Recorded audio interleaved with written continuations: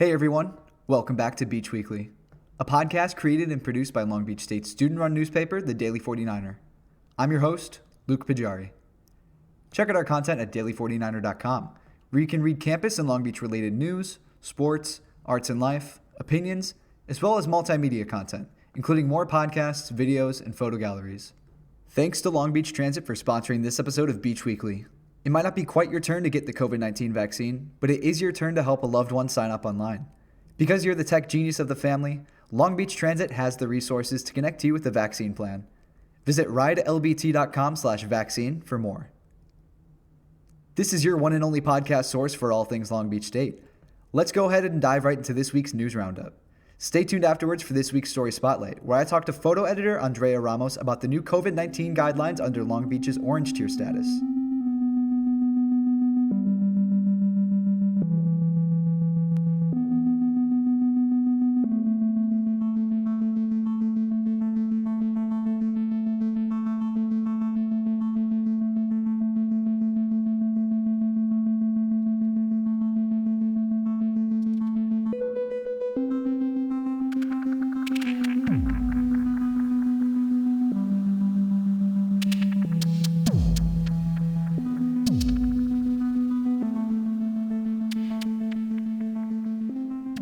Long Beach State baseball hosted Cal Poly this weekend for a series of 4 games.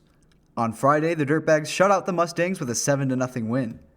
For Saturday's games, the Dirtbags lost 5-7, but then turned things around for a 2-1 win.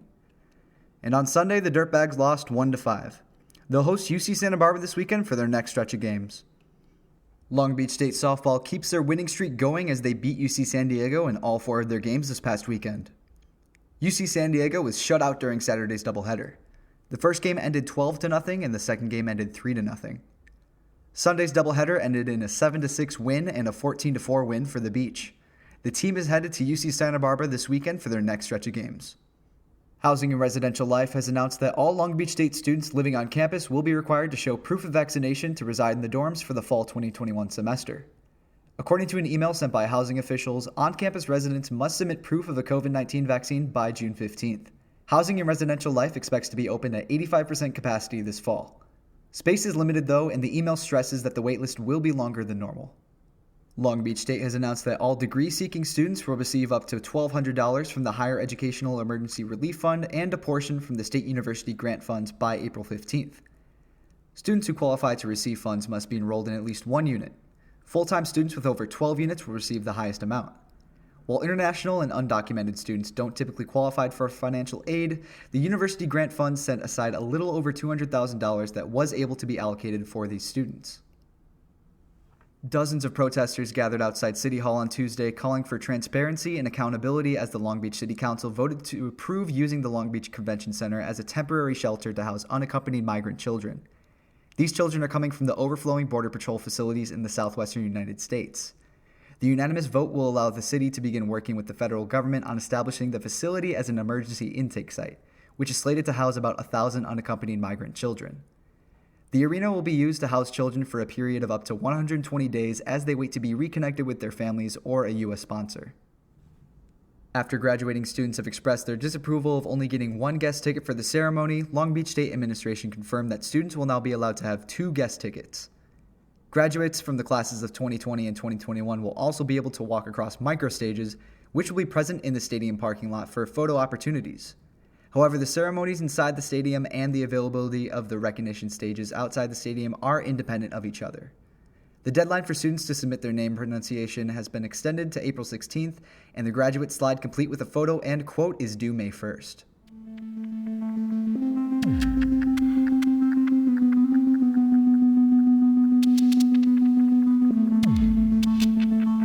Thanks for joining me today, Andrea. Good to have you here. Good to be here. Thank you. So I just want to talk to you about the recent changes in the guidelines for Long Beach's orange tier. So Long Beach has progressed into the orange tier under California's Blueprint for a Safer Economy. That was starting on March 31st. And the transition comes pretty quickly after LA County just moved into the red tier in mid-March. That some people might not be aware of everything going on. People might not even know that we're in a new tier. So just to kind of give like a little bit of background, what are the logistics of this new tier? Are they looking at like positivity rates, vaccination rates? So it's a combination of case rate, positivity rate, and vaccination rate. So right now we have about 140,000 that have been vaccinated, and less than 17 people or about 17 people that are hospitalized currently in Long Beach hospitals. So taking all that into account, they moved into the orange tier. So now everything's being bumped up in capacity, except for retail spaces and like grooming salons. They can open up to full capacity. And now we can have like sports or fans at sports arenas and things that are outdoor pretty much. Cool. That's good to know. What is required to move to the next tier, the yellow tier? So it's going to have to take into account the same aspects, but in minimized. So right now, the case rate has to be between 1 to 3.9%. To get into the 4% or tier 4, which is the yellow tier, you have to be under 1% case rates and then under 2% in positivity rates. And then it's got to be after about 4 million doses, including full vaccinations. So it's not just the first dose, it's the second dose too. Or in some cases, if you have the Johnson & Johnson vaccine, that would have to be taken into account. All right, good to know. So let's just get into the nitty gritty of everything that's kind of reopening or seeing capacity changes. What does that look like? I know like restaurants are changing, like certain entertainment and tourist attractions are seeing increased capacity now, like places of worship. You can have more people gathered. How's that looking across all boards? It's looking pretty good. So in the red tier that happened like mid-March, we were open pretty much 25% to 30% all across the board. Now everything's bumped up to at least 50%. So in dining can be bumped up to 50% capacity or like 200 people. Theme parks are now open up to 25% capacity, and outdoor sports arenas, they can open from 20% to 33% now. And then retail and grooming salons again are at full capacity now, or not full capacity, but with modifications, they can fully reopen. Gotcha. And I know specifically in your story, you noted the aquarium of the Pacific in Long Beach. How's that looking right now? Because I know there's a lot going on right there with, that's where like vaccines are being administered in that area. There's, people obviously trying to go to the aquarium. They were closed down for a pretty long time. How are things looking there right now? They're looking pretty good. So they did reopen, I want to say like mid-February, just a little bit. They had limited their exhibitions, but now they're fully open for all exhibitions and like their theaters, but they had made it at a ticketed time.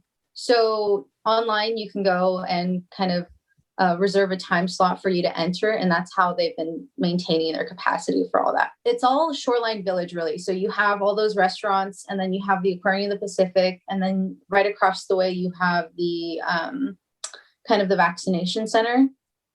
So it's interesting to see, but for the most part, from what I've seen, everyone's been wearing their masks. Everything's kind of at their capacity. So it looks pretty good. So that's all really good to know. Do you have any final thoughts or just anything else you'd want to share about the new status of Long Beach right now? Well, I know that our governor announced that we should be fully reopened by June or July.